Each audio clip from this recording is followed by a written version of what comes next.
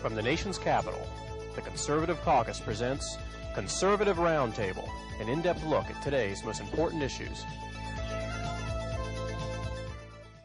Welcome to Conservative Roundtable. I'm Howard Phillips, chairman of the Conservative Caucus, which sponsors these broadcasts. We have a very special guest this evening, and I'm going to learn a great deal from what our guest has to say, as I'm sure you will. I'm going to take a great risk by attempting to pronounce our guest's name. Bahman Batmanghelidj. Oh, it's an excellent pronunciation. And first name Bahman, but he permits his friends and people such as I to call him Batman.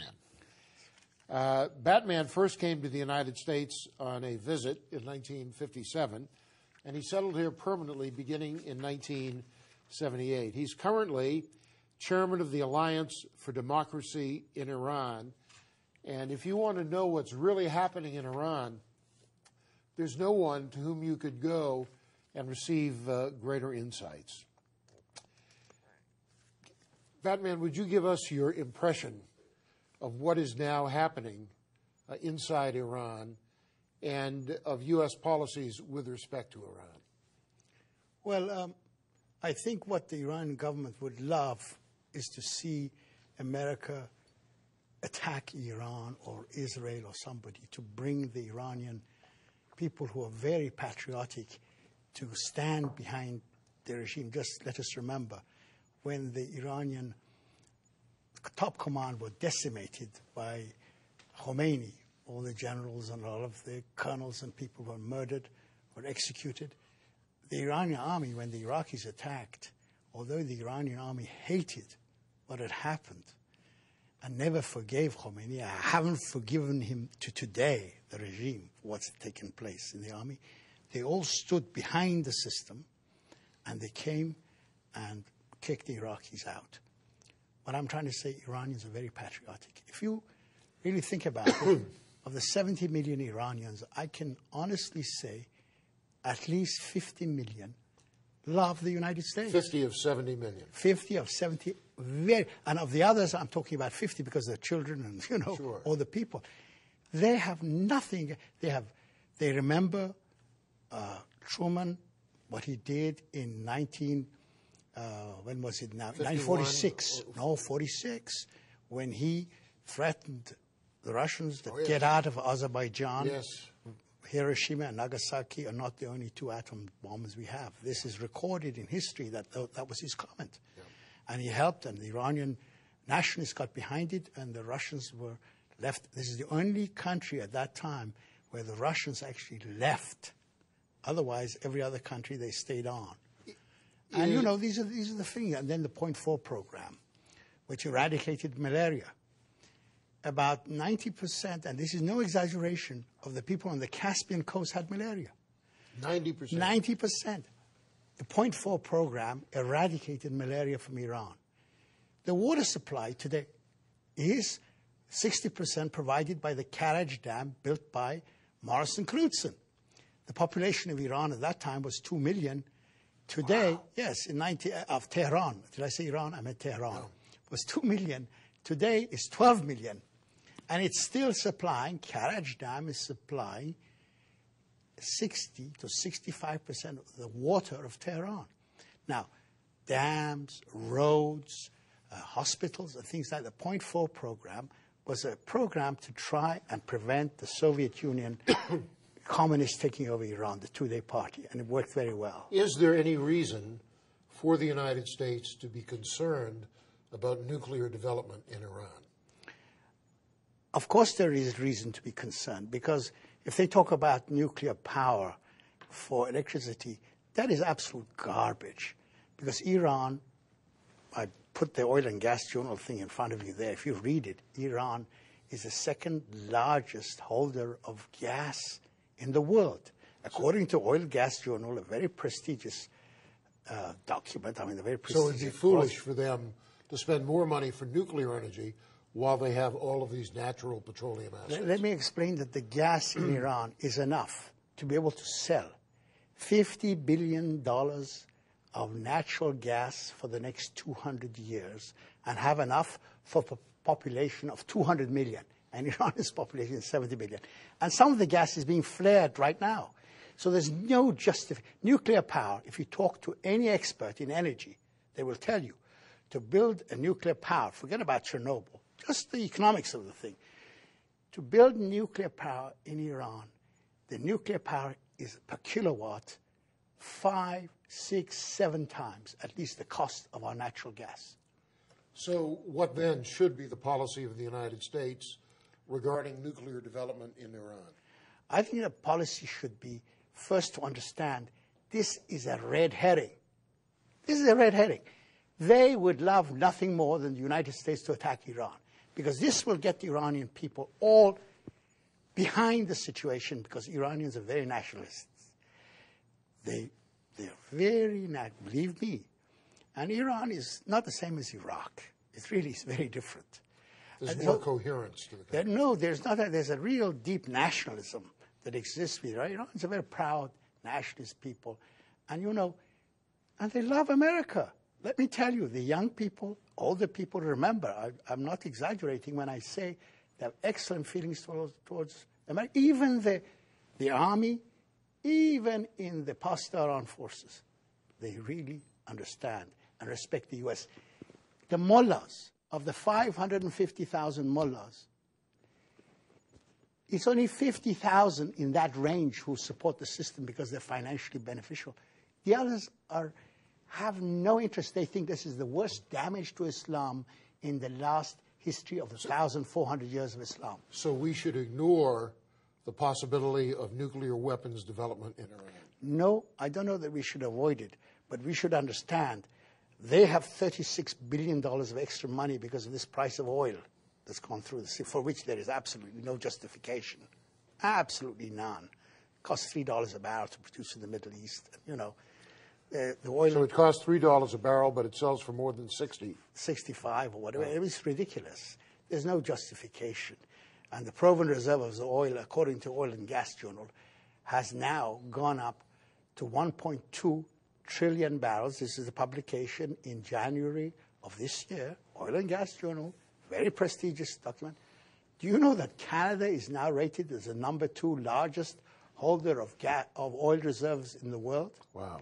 Canada, because of the shale oil, and the cost has been substantially reduced with new technology, they talk of $8 to $10 a barrel, which is really just a little over what it costs to do in Texas, of regular oil. And there's 170 billion barrels of oil in Canada. So while it's a matter of concern, there's really not a lot we can do with respect to nuclear weapons development. Well, I think that there is a lot one can do. I think the Iranian people understand that the U.S. has been Iran's friend, always. They have excellent feelings. There's the only country in the Middle East, Israel, of course, is another country, but Iran certainly is the country in the Middle East that has excellent remembrance of what the U.S. is all about.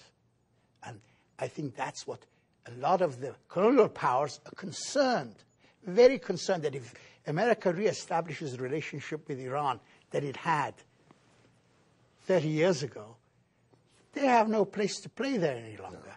The old colonial hat that is no longer direct is now a colonial turban. That's basically what's happened. What, in your view, is the likelihood of a return to a government that is more openly friendly and less hostile to the United States? These people are losing. They know they're losing. They're desperate. They want to create a situation which will get the people riled with them. After all, the propaganda, the amount of money they're spending is tremendous. They have billions of dollars. Not only spending in Iran, they're spending a lot of it here. A lot of it here. They're spending a lot of money to try, with radio and television programs and different ways, and chairs, and establishing different policies here and elsewhere to try and, further their cause. What does your organization, the Alliance for Democracy in Iran, do to have a positive impact on understanding and on policy? We are trying to collect the Iranian people outside who are here in America, Iranian Americans, of which there are about something like 1 million, 700,000 just in California. They're very substantial. We're not looking for any U.S. government money. Let's make that absolutely clear. We are not looking for 1 cent of U.S. government money. Alliance for Democracy is not. We think this can be done with Iran. We've got 7, 8 Iranians who are billionaires here. So you're mobilizing Iranian Americans in support of a better understanding of the situation in Iran. We are support Iranian Americans to support the people within the country, the young people in the country who are desperate. The young people, every time they try and do something, somebody goes off to Iran from here, some senator or congressman, and says, oh, we should try and resolve our differences and all that. There's no resolve of differences with these people. There is none. They have no honor. So we should support those within Iran who are hostile to the regime and who are the future. We should support with news and the truth to the Iranian people, for them to understand that this whole business of nuclear power is a red herring. Surely it shouldn't be difficult to explain that the $12 billion they talk about spent on atomic power stations is just a huge waste of money. Think of how many gas power stations you could put in with gas power. We're going to have to take a break here. Please stay with us. Rejoin me after these messages. And Batman is going to tell us about some of the real developments inside Iran, particularly with reference to the Sufis, Islam, and related issues. Please stay with us.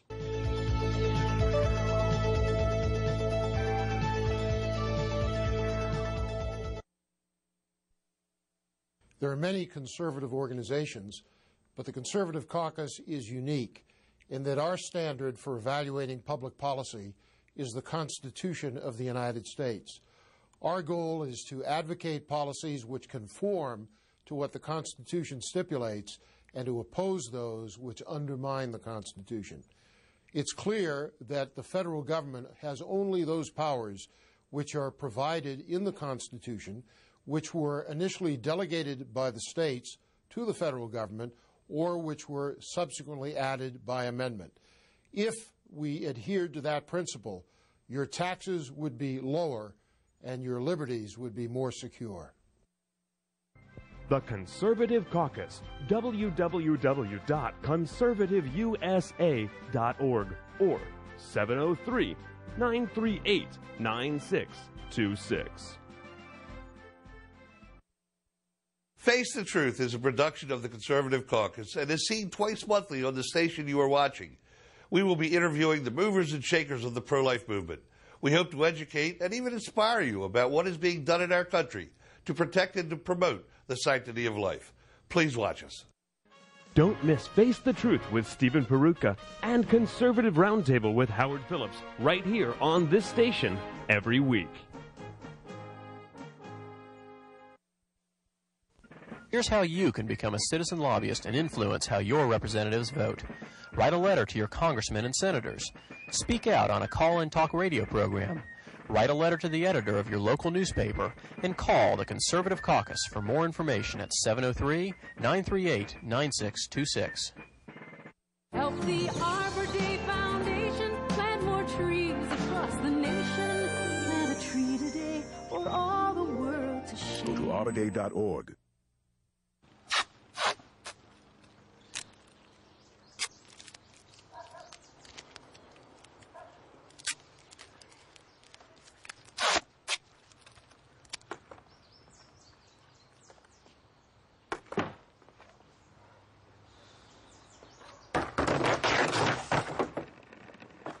There is a better way to have fun with history. Visit americaslibrary.gov. Log on, play around, learn something.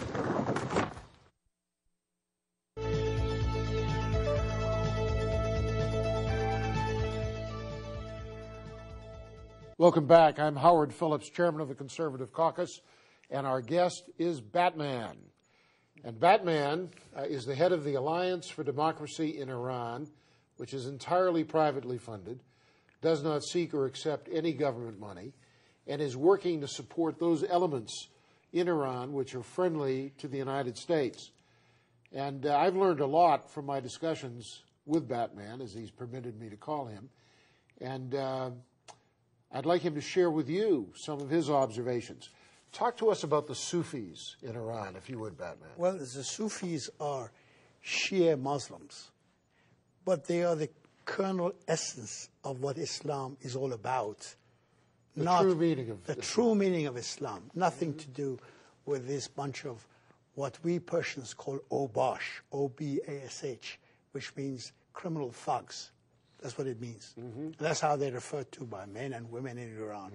So they're nothing to do. They don't pay any tithes to the mullahs. They distribute the money themselves to their poorer people. Or poorer so in other words, they do collect tithes, but they're for charitable purposes among their own people. Among their own people. Not to support the mullahs. Not to support the mullahs. And often they do it on their own. They don't give it to anyone. Their conscience demands that they do whatever they think is right. And that's how they believe in separation of church and state. Absolutely. That doesn't mean individually they won't get involved in politics. They will, individually. But as a sect, they do not. And they're growing. And the younger people are now joining them in numerous numbers because their principles is one of charity, is one of love, is the one of getting oneness with God. They think a person is complete when he has achieved near perfection. They don't think anyone is perfect. Near perfection when he gets close to God. How many people in Iran identify themselves as Sufi? At the moment, at least 10 million Sufis in Iran. Out of a population of 70 million. Out of a population of 70, that's right. And to what degree do they exercise leadership in civil government, if any? They at are the local level. They are in all local levels. They're in the army. They're in the pastorans. They're all, but they don't show their face like that. But something has happened. This is a chink in the armor of these thugs. Is that now, for the first time, we have Ayatollahs coming out and saying, "What's going on?" There was no reason to destroy their temple in Qom, which happened about a week ago.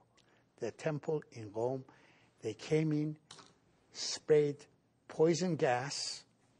They came with rocks. At first, the Sufis came out. People came there from all over the country in Qom to try and prevent the temple because they heard they intend to destroy this temple because these people don't pay tithes. They don't get involved. They are not very friendly towards what's going on. And they decided that they would level out their place. So they came, sprayed a poison that we have photographs here. You can take a look. No one knows. We'll show these on camera. No one knows where 60 of these people are. They took hundreds of prisoners. They leveled the area. 60 of the prisoners, they say, we don't have these people. We don't know where they are. Their children, their families are looking for them. They say, we don't know where they are. Now, with 70 million people, clearly the hierarchs, the mullahs in charge at the highest level, can't run everything in the country. What is the political structure of Iran? There's a how golden does it rule. work? The golden rule. Whoever controls the gold rules. Unfortunately, it's not the Christian golden rule that you know what it is, Howard. It's not. The golden rule, according to these people, is whoever controls the gold rules. But if you have a family, presumably the father is the head of the family and rules over the family, and the family is part of a community.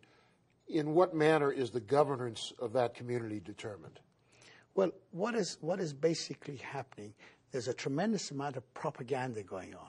This whole business of atomic power finally has some effect. People say, well, what's wrong with us having atomic power? What's wrong with us being able to pursue atomic? No one has really explained what is going on. Now, the Sufis, who are the more intelligent and often are the craftsmen, they're not the common laborer generally, but they're the craftsmen, the doctors, the engineers, this kind of caliber people, understand what's going on, and they're unhappy with it. And the mullahs understand these people are not their friends, So they intend to wipe it out. In terms of public services, streets, water, electricity, who is in charge of those things? Is it privately run? No. Are there communities of No, leadership? the government people, there's a huge shortage of jobs. Unemployment is tremendous. Running, by their own account, I think it's 15-20%, but on real accounts, it's more like 30%. There's huge unemployment in the country. Huge unemployment. So people need jobs. And the mosque distribute the jobs and distribute the... So the mosque is really the focus of government power. A lot of it is money is handed over to the mosque. Even in the military, they have what they call, the Russians, if you remember, had commissars. Yes. They have the commissars right next to the battalion commander, right next to the thing. So it's... So there are no independent power centers. Well, there is a tribal power centers, like in Kurdistan, like in Azerbaijan. Azeris, very patriotic Iranians. And one thing I want to let you know, these minority who are first Iranians, and then they're Kurds. First Iranians, then the Azeris, or Khuzistanis. This should be absolutely understood.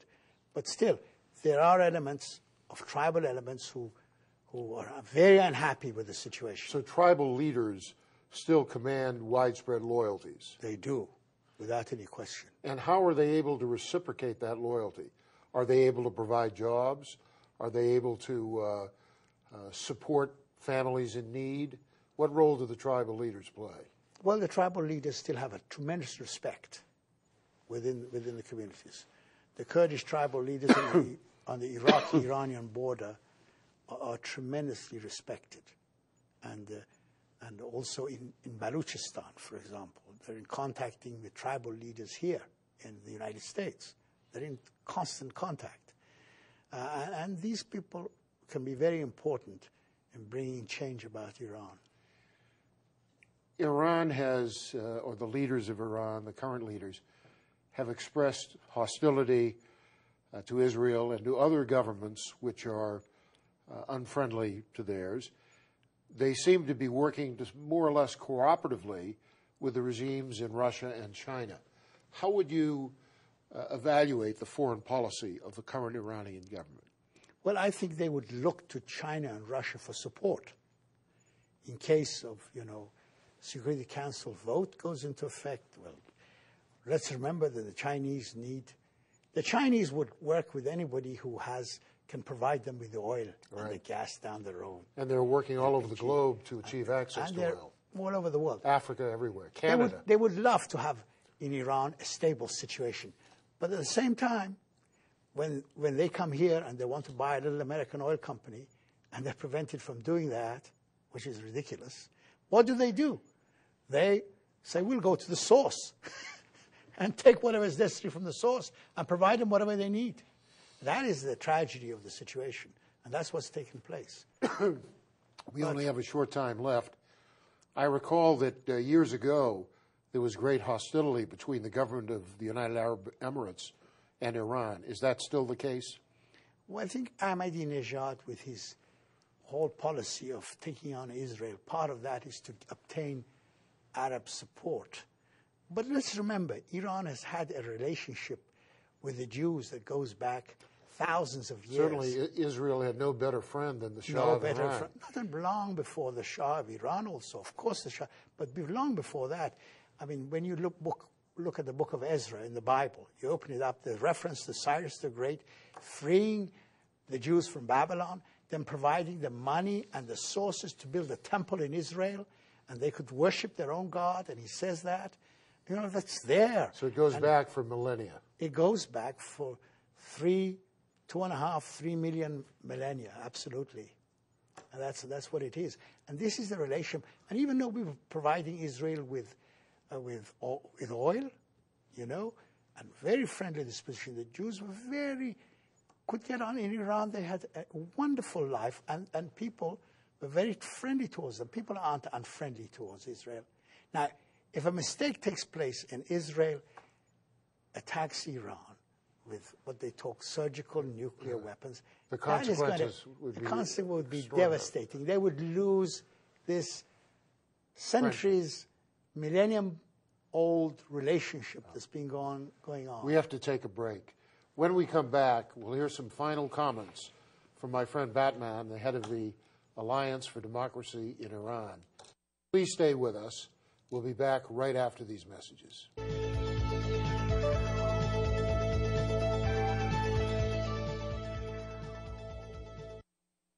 When you see the terrible decline in public morality, do you have a suspicion that something's gone wrong in America?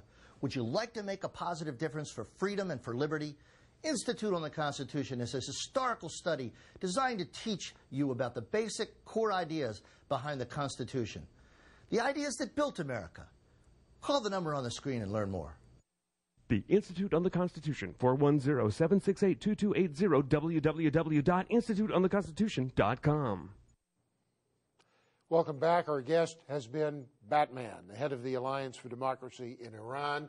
If you're interested in the kinds of issues we consider on Conservative Roundtable, please check out our website, www.conservativeusa.org. And now there's some important things you want to share with us. Well, I want to bring to the attention of everybody what's happening to the Sufis. Sufis are a very important element within Iran. They are being treated very shabbily, and something has to be done about it. And the world has to know what's going on with this business of the poison gas they use, or some kind of gas they wanted to quieten them down, that's left these sores and things on their bodies that's incredible. 60 of them missing. They don't know where they are. I think the world needs to pay attention. And we have many Americans working in Iran even now, do we not? I don't know about that. But there were as many as what, 55,000? Oh, at one time, before this business of this thugs ending up overtaking the country, there were 55,000 Americans working in Iran, having wonderful jobs, and Iranians really, generally, I can say that maybe there were a few exceptions, but generally loved them and had no problem whatsoever. Ask them, they'll tell you. We had General Suchek with the military command there helping the Iranian army. We had General... We've learned a lot from you. Please come back. Yes, thank you very much, and thank you for watching Conservative Roundtable. Thank you.